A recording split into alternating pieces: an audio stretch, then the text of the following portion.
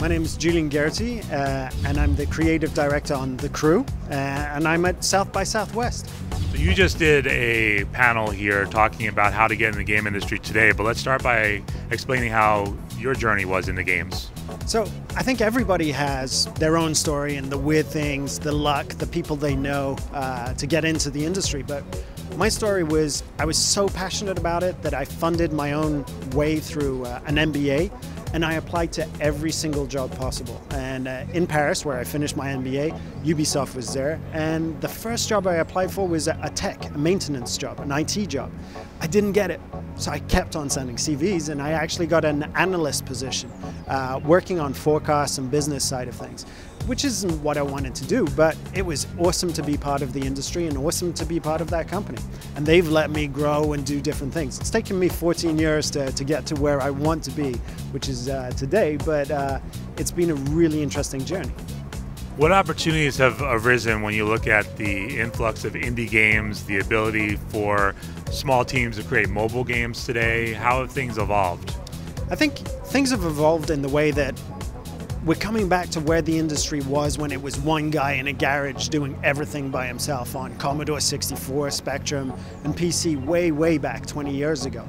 The tools today are available to anybody, and gaming is ubiquitous. The channels to game are mobile, PC, consoles, XBLA, things like that. So there are many opportunities for you to express yourself, and the tools are there for you too. Even creating something like a level in Little Big Planet is something that you can do to prove that you can actually design something that's compelling. So you can get into games very easily today. It takes a lot of hard work though. Finishing what you've started is incredibly difficult. In the past, when I would ask somebody how to get in the game industry, they always would say QA, testing is a good route. But how has that maybe changed now today? I think it's a good route. I think if you're passionate about games and you don't mind playing the same game until you break it for hours and hours, weeks and weeks, QA is a good way in. And there are always ways to influence the project that you're working on by proving that you understand the systems and can improve them. So you can go from QA to designer. But I think an even more interesting way of doing it is actually creating something yourself or with a small group of people. If you're passionate about one game, try and find out what you're passionate about. Is it the art? Is it the animation? Is it the music, the sound? And see how you can apply that to something that you've created yourself.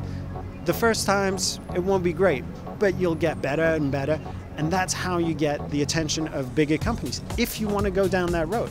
A lot of people that I know in the AAA space are actually saying, no, we want to do smaller things. We want to do smaller projects. We don't need the millions of dollars and the 400-person teams. We want to work on something that we can control from A to Z.